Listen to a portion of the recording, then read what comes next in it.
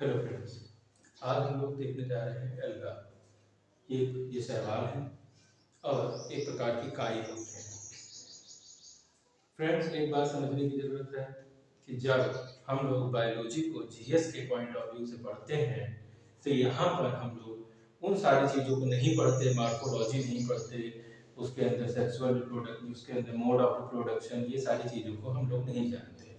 हमें लोग को बेसिकली जानना क्या होता है कि शैवाल क्या है, शैवाल कहाँ कहाँ पाया जाता है, कितने प्रकार का होता है, क्या हम लोग क्या यूज करते हैं और क्या हमें इससे नुकसान होते हैं।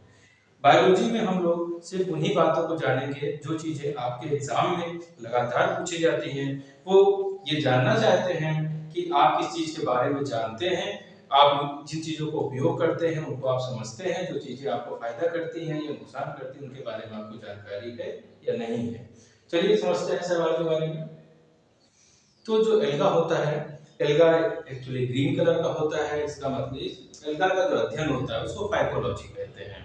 ये यूनिसेलुलर भी हो सकता है, मल्टीसेलुलर भी हो सकता है। क्लोरोफिल्डस होते हैं, नॉन वेस्कुलर जो है होते हैं। वह नॉन वेस्कुलर का मतलब होता है कि इसके अंदर जो है रूट शूट ये सब चीजें नहीं पाई जाती हैं और जो इनके अंदर एम्ब्रियो का फॉर्मेशन नहीं होता है। साथ ही साथ जो इनकी सेल वॉल बनी होती है वो सेलुलोज की बनी होती है। ऑटोट्रॉपिक मोड ऑफ न्यूट्रिशन होता है, मतलब कि अपना खाना खुद बना लेते हैं फोटोसिंथेसिस के द्वारा। स्टार्च इसके अंदर जो है स्टोर होता है, स्टोर फूड है। साथ ही साथ जो ये सेल, इनकी जो सेल होती है वो गैमीट का फॉर्मेशन करती हैं।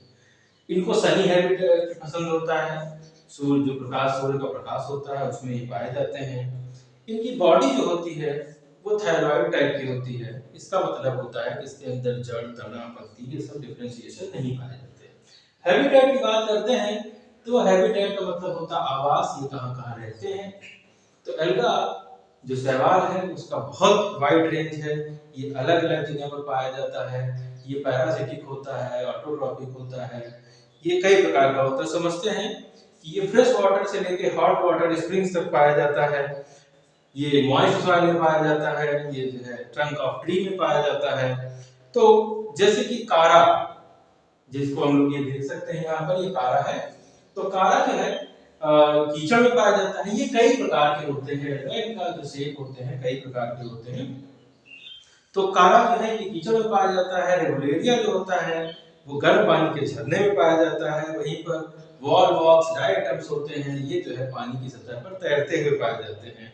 एपिफिटिक होता है जो कि पौधों के ऊपर उगता है, गुडोगोनियम होते हैं। उसी प्रकार से प्रोटोडर्मा होता है जो कि जो कछुआ है, टर्टल है, उसकी पीठ पर उगता है। उसी प्रकार से क्लेमाइडोफोरा जो होता है वो स्नेल के ऊपर पाया जाता है और जो क्लोरेला होता है वो हाइड्रा होता है उसकी बॉडी में पाया जाता है। सिफेलुलोज नामक एल्गा है जो कि चाय और कॉफी की पत्तियों पर पाया जाता है। वहीं पर ऑसिलिटोरिया और साइमोसिएला जो होता है वो इंटेस्टाइन के अंदर, जानवरों के इंटेस्टाइन में पाया जाता है। और नॉनस्टॉप, एनाबिना ये जो होते हैं ये पौधों के अंदर भी पाए जाते हैं। लाइकेन जो होता है इस प्रकार का एसोसिएशन है जिसमें एल्गा और फंजाई दोनों एक साथ मिल करके रहते हैं। ट्राइकोडिस्मियम एरेथ्रम नाम का एल्गा होता है जो कि रेड सी में पाया जाता है और इसकी वजह से ये रेड सी रेड कलर का है। तो ये इसके हैबिटेट है। इकोनॉमिक इंपॉर्टेंस की बात समझेंगे तो इकोनॉमिक इंपॉर्टेंस में इनकी बहुत आर्थिक महत्व है। इनके ये बहुत सारे विटामिन इनके अंदर पाए जाते हैं। विटामिन ए, सी, ई, ये सभी विटामिन इसके अंदर पाए जाते हैं, इसलिए बहुत ही उपयोगी हैं। और जो कॉन्ड्रस नाम का एल्गा है उससे अगार अगार प्राप्त किया जाता है और इस से हम लोग जो है चॉकलेट इंडस्ट्री में इसका यूज किया जाता है। इसका जो है चॉकलेट में उपयोग किया जाता है। जापान में एक ब्राउन एल्गा है जो सिक्की एक जिसको सी लेट्यूस के रूप में प्रयोग किया जाता है, सलाद के रूप में प्रयोग किया जाता है, अलवा नाम से होता है। और स्कॉटलैंड में रोडोमेरिया नाम का एल्गा है जिसको तंबाकू की जगह पर इस्तेमाल किया जाता है।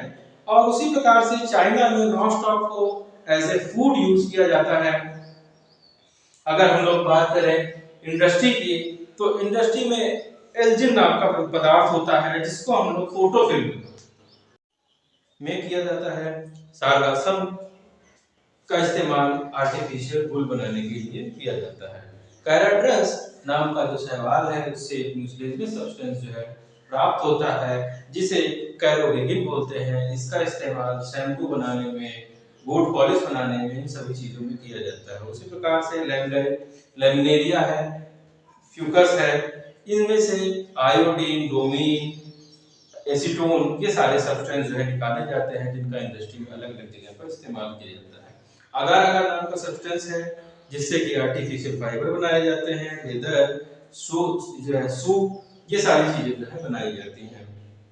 एल्गा का इस्तेमाल एग्रीकल्चर के फील्ड में भी काफी ज्यादा होता है। एग्रीकल्चर के फील्ड में जो नॉस्टॉक है, इनाबिना है, ये सॉइल को फर्टाइल बनाने का काम करते हैं। और हम लोग जानते हैं जो धान के खेत होते हैं उसमें जो काई लग जाती है वो जो होती है वो क्रॉप के लिए बहुत ज्यादा बेनिफिशियल होती है। और इस जो ब्लू ग्रीन एल्गा होता है ये ऊसर भूमि को, जो बंजर भूमि है उसको उपजाऊ बनाने के लिए भी इसका इस्तेमाल किया जाता है। इसी प्रकार मेडिसिनल यूज की बात करते हैं तो मेडिसिनल यूज के लिए क्लोरेनिन नाम का सब्सटेंस होता है जिससे जो है एंटीबायोटिक बनाई जाती हैं जो कि ग्राम पॉजिटिव और ग्राम नेगेटिव बैक्टीरिया के ऊपर असरदार होती है। इनका इस्तेमाल रिसर्च की फील्ड में भी किया जाता है। तो रिसर्च की फील्ड में जो क्लोरेला है, एसिटाब्यूलेरिया है, इनका जो है इस्तेमाल किया जाता है। और इसके अलावा बहुत सारे जो एल्गा हैं वो हार्मफुल भी होते हैं, जिससे कि पानी जो होता है उसमें माइक्रोसिस्टिस नाम के जो है शैवाल पाए जाते हैं, कोरोकोकस पाया जाता है और ऑसिलिटेरिया की बहुत सारी वैरायटी होती हैं जो कि जो है पानी को जहरीला कर देती हैं जिससे कि मछलियां जो है मरने लगती हैं। इसके अलावा जो सिफेरुलोज होता है वो रेड रस्ट ऑफ टी, जो चाय की पत्ती है उसके ऊपर रेड रस्ट बनाने का काम करता है जिससे कि वो खराब हो जाती है।